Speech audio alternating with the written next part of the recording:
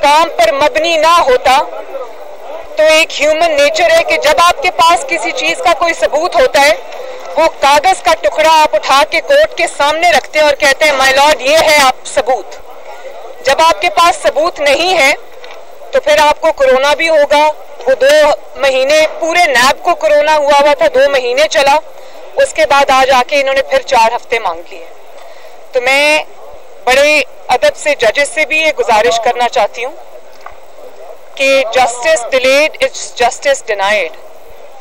मैं हर मौके पे, हर पेशी पे, हर हेयरिंग पे कोर्ट में आती हूँ, तो नैब को इतनी ढील नहीं देनी चाहिए। नैब को चाहिए कि सबूत दे अगर है तो, और अगर सबूत नहीं है तो इस केस को और ज्यादा लंबा खींचने की जरूरत नहीं है, इंसाफ होने दें ताकि लोगों को पता चले कि नैब ने कितना गलत, इमरान खान ने कितना बोगस मुकदमा बनाया था। आज सबूत मांग लिए तो नैब गायब है।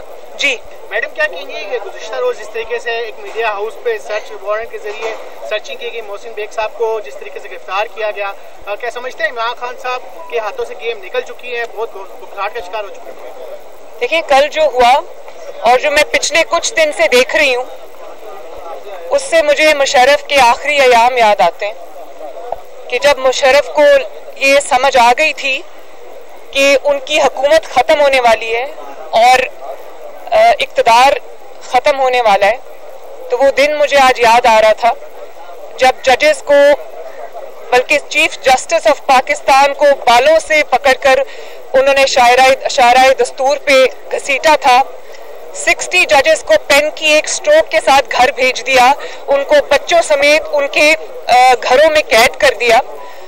तो जब मैं इमरान खान साहब की हालत देखती हूँ तो मुझे मुशर्रफ का वो दौर याद आता है कि मोहसिन बेग साहब जब आपके साथ थे, बकौल उनके उन्होंने 1 अरब रुपए का फंड आपको इकट्ठा करके दिया, आपकी सियासी मामलात में मदद की, तब तो वो बिल्कुल अच्छे थे। जब उन्होंने आप पर तनकीद शुरू की तो आप में इतना सा भी ज़र्फ नहीं था कि आप वो तनकीद बर्दाश्त कर सकते। आपने एक रियासती इदारे FIA को इस्तेमाल किया और एक कोर्ट ने अब कल कह भी दिया कि वो नाजायज तरीके से आपने उसको इस्तेमाल किया। आपने उनके घरों की, शहरियों के घरों की दीवारें फलांदनी शुरू कर दी, उनके बच्चों को मारना शुरू कर दिया। तो मुझे तो आपकी ज़हनी हालत पे इमरान खान साहब तरस आता है कि आप, मुझे तो ये कहना कि आपकी ज़हनी हालत ठीक नहीं, मुझे लगता है आप ज़हनी तौर पे बिल्कुल मफलूज हो चुके हैं। वही मोहसिन बेग साहब जब आपके साथ थे, हमारे पे तनकीद किया करते थे, हमारे पे आपकी पूरी जमात ने, आपके साथ जो उस वक्त सहाफ़ी हजरात थे, उन्होंने हम पर बेजा तनकीद भी की। हमने तो किसी को FIA के जरिए उठवाकर और मार नहीं पड़वाई और जेल में नहीं डाला। और आप में, आप कोई आसमान से उतरी हुई कोई मखलूक है या आप कोई ऐसी शख्सियत है जिन पे तनकीद नहीं की जा सकती? और हाँ, आपकी जो अहलिया हैं वो हमारे लिए एहतराम के काबिल हैं, लेकिन जो स्टैंडर्ड आप चाहते हैं कि आपकी अहलिया के लिए सेट किया जाए, वही स्टैंडर्ड मरहूमा कुलसूम नवाज शरीफ के लिए होना चाहिए था। जब वो लंदन के एक क्लिनिक में, हॉस्पिटल में रेस्पिरेटर पे बेहोश पड़ी थी और जिंदगी और मौत की जंग लड़ रही थी, PTI के लोगों ने डॉक्टर्स का भेस बदलकर और ICU के ऊपर धावा बोला, सिर्फ उनकी तस्वीरें लेने के लिए, क्योंकि उस वक्त ये बात बार बार कही जाती थी टीवी पर और PTI के लोग कहते थे, सहाफ़ी हज़रात से कहलवाई जाती थी कि वो तो बेगम नवाज शरीफ को तो कुछ भी नहीं है, वो तो रोज वहां इकट्ठे बैठ के खाना खाते हैं। और ये बात मैं आज पहली बार मीडिया के सामने कर रही हूँ कि जब हम अपनी वालिदा की अयादत के लिए लंदन में मौजूद थे, आज पहली मर्तबा मैं कौम के सामने ये बात बता रही हूँ। मैं अपने साथ होने वाले किसी जुल्म और ज्यादती का जिक्र इसलिए नहीं करना चाहती कि वो मैंने एक बड़े मकसद के लिए, कौम के लिए, पाकिस्तान के लिए, आइन की सरबुलंदी के लिए वो चीज़ बर्दाश्त की, इसलिए मुझे उसका अफसोस नहीं है। लेकिन आज मैं कौम से ये बात शेयर करना चाहती हूँ कि जब अपनी वालिदा की इयादत के लिए मैं लंदन वाले अपार्टमेंट से निकल कर हॉस्पिटल जा रही होती थी या हॉस्पिटल से वापस आ रही होती थी, तो नीचे 3-4 पीटीआई के वर्कर्स गाली देकर मुझे बुलाते थे, दूर से गाली देते थे। और उसके बाद जब मेरा बेटा जुनेद गुजरता था, उसकी वालिदा को गाली निकाला करते थे। और मैं आज मीडिया से ये रिक्वेस्ट करती हूँ कि जब आप ये मनाजिर, आज ये बात जब मेरी ऑन एयर जा रही है, तो जब आप इसको चलाएं तो आप काइंडली वो मनाजिर दिखाएं जब पीटीआई के लोगों ने, मेरी माँ डेथ बेड पर पड़ी थी तो पीटीआई के लोगों ने हमारे घरों पर हमला किया, लंदन के हमारे अपार्टमेंट पे हमला किया, मेरे बच्चों पर हमला किया, मेरे जो नेफ्यू है हुसैन नवाज शरीफ का बेटा, उस पर हमला किया। और उसके बाद कौन सी ऐसी मुखालिफ की बेटी, बहू, माँ, बहन आपके इंतकाम से बची है? वो स्टैंडर्ड जो आप अपनी वाइफ के लिए सेट करते हैं वो फिर आप दूसरों पे भी अप्लाई करें। मुझे आपने बेगुनाह होते हुए आपने मुझे डेथ सेल में डाला, किसी की बेटी को आपने उसके वालिद के सामने गिरफ्तार किया, उसकी कैरेक्टर असैसिनेशन की। और ये भी मैं आपको बताऊं कि ये भी मनाजिर जरूर चलाइएगा, गो के हैं तो बहुत शर्मनाक मनाजिर। लेकिन मैं जब गिलगित बल्तिस्तान में कैंपेन चला रही थी, आजाद जम्मू कश्मीर में कैंपेन चला रही थी, तो आपके पास मेरी कैंपेन की जवाब नहीं था, आपके पास मेरी पॉलिटिकल बातों का जवाब नहीं था। तो आपके वज़रा ने वहां खड़े होकर कैमरा पे ऑन रिकॉर्ड वो इखलाक से गिरी हुई तकरीरें की कि आज भी वो पूरी दुनिया में जब जब सुनी जाएगी, हर इज्जतदार का जो सर है वो शर्म से झुक जाएगा। एक सेकेंड, तो मैं मीडिया से ये रिक्वेस्ट करूंगी कि आज वो तकारीर जरूर चलाई जाएं जिसमें आपके वज़रा ने मुझ पर जाती अटैक्स किए, पर्सनल अटैक्स किए। उस वक्त तो इमरान खान साहब उनको शाबाश दिया करते थे, उस वक्त तो तालियां बजाया करते थे, उस वक्त तो बड़े खुश होते थे। मैं भी किसी की बेटी हूं। और इस तरह जब आपने जवेरिया शहबाज को वो वालिद का हाथ पकड़कर जब कोर्ट्स में जा रही थी, तो जो आपने लोगों की बेटियों के साथ किया हुआ है, आसमा शराजी के साथ आपने जो किया, आपके लोगों ने जो गरीदा फारूकी साहिबा के साथ किया, जो सना बच्चा साहिबा के साथ किया, वो कौम अभी भूली नहीं है। तो जो स्टैंडर्ड आप अपने लिए सेट करते हैं वही स्टैंडर्ड बराए मेहरबानी आप दूसरों के लिए भी सेट करें, तो आपकी बात में कोई वजन होगा। और तनकीद बर्दाश्त करने का हौसला रखें। और एक और बात, ये मेरे सामने मरियम औरंगजेब खड़ी है, मुझे अच्छी तरह याद है। मरियम, वो कब का वाकया? जब मैं गई थी मालम जब्बा। ये मालम जब्बा गई थी, इन्होंने कोई पॉलिटिकल स्टेटमेंट दी थी, उसके जवाब में चीफ मिनिस्टर केपी के जो इमरान खान का चीफ मिनिस्टर है, उसने इंतहाई काबिल मजम्मत अल्फाज में, ये भी खातून है, किसी की बहन है, किसी की बीवी है, किसी की माँ है, किसी की बेटी है, इन पर जो हमले किए थे, काइंडली आज मीडिया को मैं रिक्वेस्ट करती हूँ कि वो भी चलाइए। और जाहिर है कि जब आप इस किस्म की बात करेंगे तो मैं ये जरूर आपको कहूंगी कि एक ही झटके में आपने कल जब 12 रुपए पेट्रोल बढ़ा दिया, और उस 12 रुपए बढ़ने की वजह से जिस तरह से चीनी की कीमत बढ़ गई, घी की कीमत बढ़ गई, ट्रांसपोर्ट के किरायों की कीमत बढ़ गई, तो उस वक्त जब कोई शख्स, कोई शहरी, कोई पाकिस्तानी जब अपनी मोटरसाइकिल में, अपनी गाड़ी में, अपने बस में जब कोई पेट्रोल डलवाने जाता है गैस स्टेशन पे, तो वो आपको जिस तरह बद्दुआएं देता है, वो अब मैं जिक्र नहीं करना चाहती कि वो किन अलकाबात में लोग अवाम आपको याद कर रही है। तो क्या उनके ऊपर भी आप एफआईए को भेज के उनके ऊपर हमले कराएंगे? तो मैं 12 रुपए लीटर जो पेट्रोल बढ़ा है, इंतहाई शर्म का मुकाम है कि आप देखें। और जब वो चूल्हे के आगे सामने जब एक खातून खाना खड़ी होती है, जब उसके पास रोटी के लिए पैसे नहीं है, सब्जी के लिए पैसे नहीं है, आटा के लिए पैसे नहीं है, चीनी के लिए पैसे नहीं है, वो जिन अलकाबात में आज आपको याद कर रही हैं, तो तनकीद बर्दाश्त करने का, अगर गलत काम किया है तो तनकीद बर्दाश्त करने का हौसला रखें। आपके मुखालिफिन ने आपकी गलत बातों के ऊपर, आपके गलत इल्जामात पर, झूठे लग्व इल्जामात पर तनकीद बर्दाश्त की, बल्कि ना सिर्फ तनकीद बर्दाश्त की, आपका जुल्म बर्दाश्त किया। तो थोड़ा सा हौसला आप भी रखें। लोगों के पास सरकारी गाड़ियां नहीं है, लोगों के पास सरकारी पेट्रोल की फैसिलिटी नहीं है। आपकी जो प्राइम मिनिस्टर हाउस की बुलेट प्रूफ मर्सिडीजेस हैं जो फर्राटे भरती हुई आवाम का मुंह चढ़ाती हुई जाती हैं, तो आवाम को सरकारी पेट्रोल नहीं मिलता, आवाम को ये सहूलत मैसर नहीं है। और दुनिया का पहला प्राइम मिनिस्टर है, बनी गाला से आप प्राइम मिनिस्टर हाउस देख ले, 15 मिनट का रास्ता है कि दुनिया का पहला और वाहिद प्राइम मिनिस्टर है जो बनी गाला से प्राइम मिनिस्टर हाउस तक आवाम के खर्चे पे हेलीकॉप्टर में आता है। उस वक्त आप जब हेलीकॉप्टरों में और जब आप सरकारी खर्चे पे पेट्रोल पे, जब आप बुलेट प्रूफ मर्सिडीजेस में जिनके पेट्रोल के साथ आपका कोई लेना देना सफर करेंगे, आपको क्या पता कि एक मोटरसाइकिल वाला जब पेट्रोल भरवाने जाता है गैस स्टेशन पे उस पे क्या गुजरती है। आपको क्या पता कि आपका किचन तो कोई और चलाता है। आपको तो ये पता नहीं है कि जब पेट्रोल की प्राइसेस बढ़ती हैं तो हर चीज की प्राइसेस बढ़ती है, महंगाई हो जाती है। मैम ये बताइएगा कि कहा जा रहा है कि अब वज़ीर आज़म का जो दौरा रशिया है। एक मैं और बात करना चाहती हूँ, देखिए एक मिनट, इमरान खान साहब की जो जराइम की फहरिस्त है वो बहुत तवील है और मैं ये समझती हूँ कि महंगाई, लाकानूनियत, दहशतगर्दी जो वापस आ रही है, सिर्फ यही उनके गुनाह नहीं है कि लोग खुदकुशियां करने पे मजबूर हैं, नौकरियां चली गई लोगों की।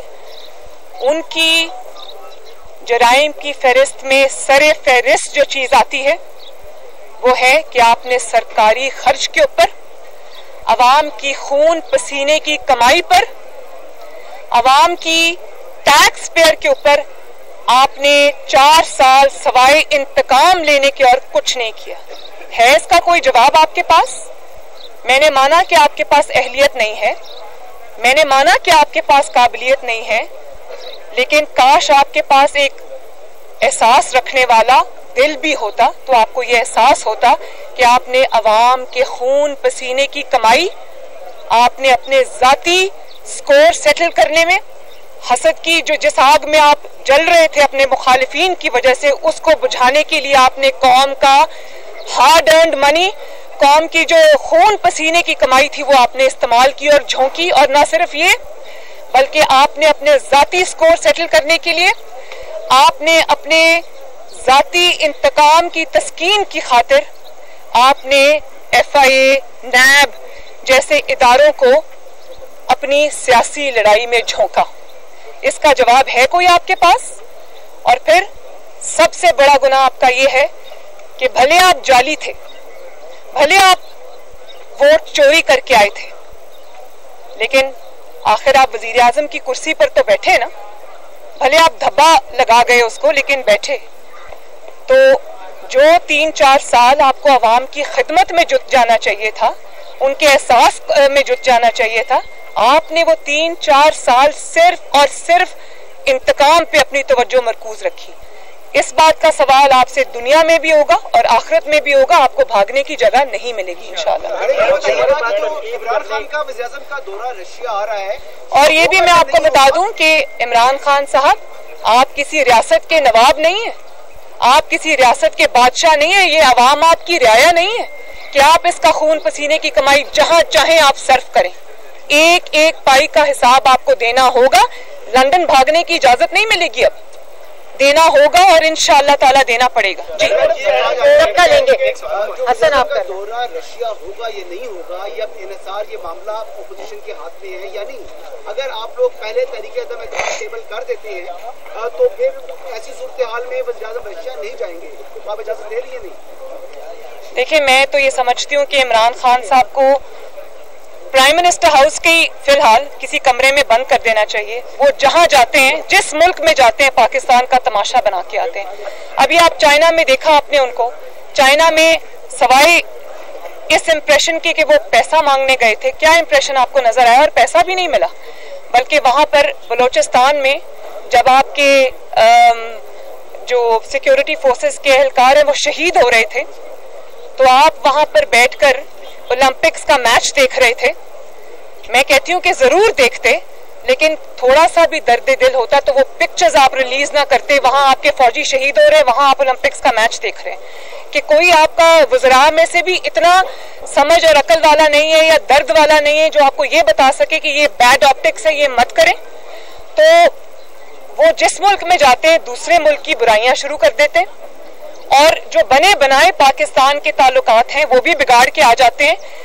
इस हुकूमत में जितना फॉरेन रिलेशंस का या जो हमारे दूसरों मुल्कों के साथ इंटरनेशनल कम्युनिटी के साथ इंटरनेशनल रिलेशंस जो पाकिस्तान के थे दूसरे मुल्कों के साथ जो मतलब एज ओल्ड जो अच्छे ताल्लुकात थे, इन्होंने उनको भी बर्बाद कर दिया। सिर्फ मईशत बर्बाद नहीं की, पाकिस्तान आज अकेला और तनहा खड़ा है और आपके दोस्त ममालिक भी आपको मुंह लगाने को तैयार नहीं, उसका जिम्मेदार सिर्फ और सिर्फ इमरान खान है। तो मेरा ये ख्याल है कि इनको रोकना चाहिए। अगर ये कहीं जा भी रहे हो तो इनको हाथ जोड़ के कहना चाहिए कि पाकिस्तान अब मजीद बर्बादी का मुतहम्मिल नहीं हो सकता। काइंडली आप ये दौरे मत करें। जी आप क्या पूछा? सॉरी, टेबल नहीं करे तरीके अदम एतमाद नहीं, जाने से पहले 24 को जा रहे हैं, वो 24 से 26 का दौरा है। इजाजत नहीं है उन्हें जाने की कोई सड़क के खिलाफ लाई गई थी, सड़क के खिलाफ अपोजिशन निकल गई थी। क्या इस बार लाए गए या नहीं लाए? इसी में एक ऐड कर ले, जहांगीर तरीन की अगर आपको हेल्प लेनी पड़ती है तो क्या मुस्लिम लीग नून उनके हाथ में ला लेगी? देखिए, मैं तमाम इत्तेहादी जमातों को और मैं तमाम उन MNAs को और MPAs को जो इस वक्त ऑलमोस्ट फॉरवर्ड ब्लॉक बना के बैठे हैं, मैं सबको ये कहना चाहती हूँ कि ये इस वक्त अवाम और इक़्तिदार के दरमियान की जंग है। जो अवाम का हाल इस हुकूमत ने, इस इमरान खान ने किया है, मुल्क की जो तबाही इसने की है और मजीद तबाही जो एक एक दिन जो हुकूमत का गुजरता है उसमें एक एक साल पाकिस्तान पीछे जा रहा है। तो अब ये आप पे फर्ज बन गया है कि अवाम की आवाज पे लब्बैक कहें, वरना मैं इत्तेहादियों समेत सबको ये कहना चाहती हूँ कि कोई भी इस काबिल नहीं है कि इमरान खान का साथ दे और वो हल्कों में वोट मांगने जा सके। तो मैं ये समझती हूँ कि सबको इस वक्त अवाम की आवाज पे लब्बैक कहना चाहिए, चाहे वो इत्तेहादी जमातें हों या कोई और हो। जी हाँ सर।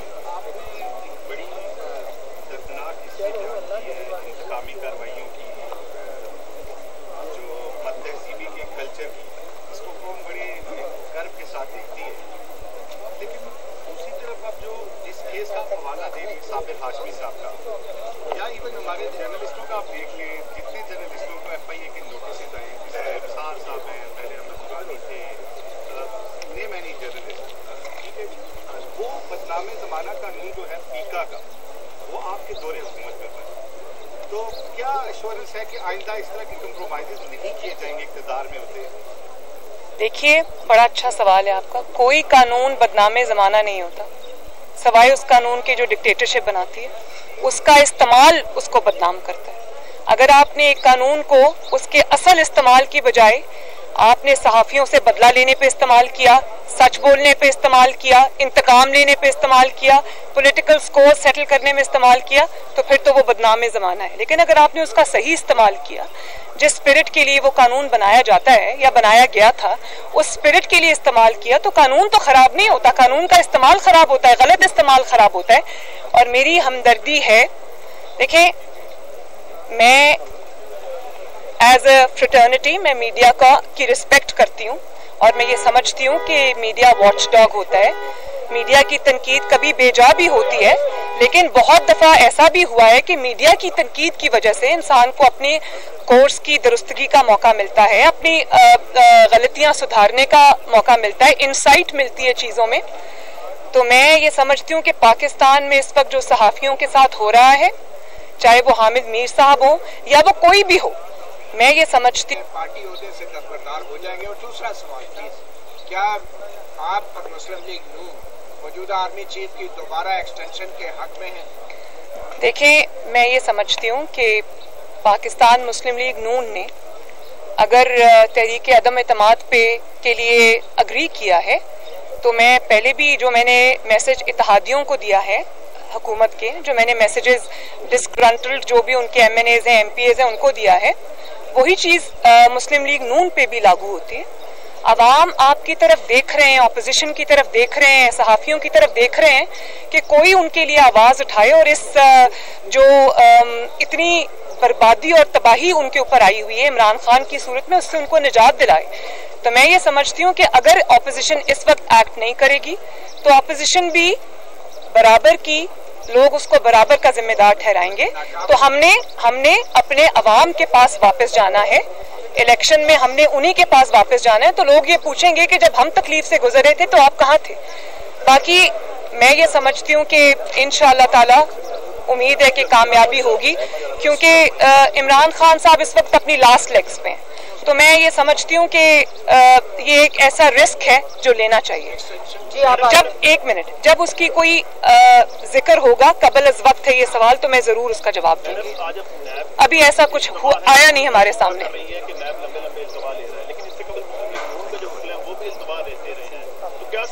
मैंने बिल्कुल इल्तवा नहीं लिया।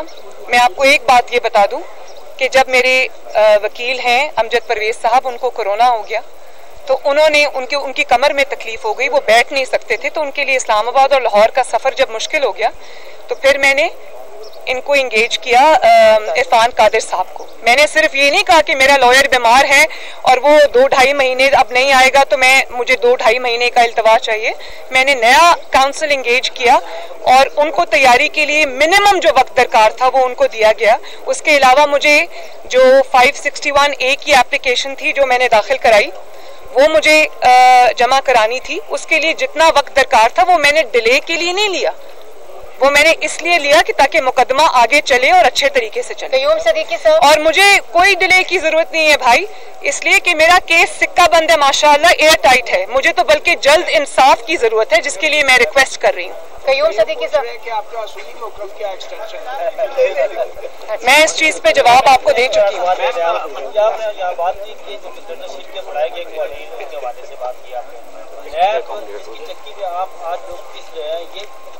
का बढ़ाया हुआ कानून था, लेकिन आप जब इज़्हार में थे तो आपने इसमें तब्दील क्यों नहीं की? अब कर देंगे इंशाल्लाह। आखिरी सवाल, वोट ऑफ नो कॉन्फिडेंस के हवाले से क्या अपोजिशन जमातें अंपायर के न्यूट्रल होने का इंतजार कर रही है या समझते हैं अंपायर न्यूट्रल हो चुके? देखिए, मौलाना फजलुर रहमान साहब ने बहुत ही जबरदस्त जवाब दिया था। मेरा नहीं ख्याल कि उनसे ज्यादा एलोक्वेंट कोई है इस वक्त। उनसे जब ये सवाल पूछा गया उन्होंने कहा अंपायर होता ही वो है जो न्यूट्रल हो। तो बस यही जवाब है मेरा। न्यूज़ 1 टीवी को बंद किया जा रहा है, केबल ऑपरेटर्स को गैर कानूनी तौर पर अहकाम जारी किए गए हैं कि इस टीवी को चलने आपने नहीं देना। पैमरा से भी नोटिस दिलवाया है। और अच्छा सवाल किया। आप किस चैनल का मुंह बंद करेंगे, किस चैनल को नोटिस देंगे? अगर आपको बंद ही करवाना है तो इमरान खान साहब को अपना और अपने वज़रा का मुंह बंद कराना चाहिए। शुक्रिया।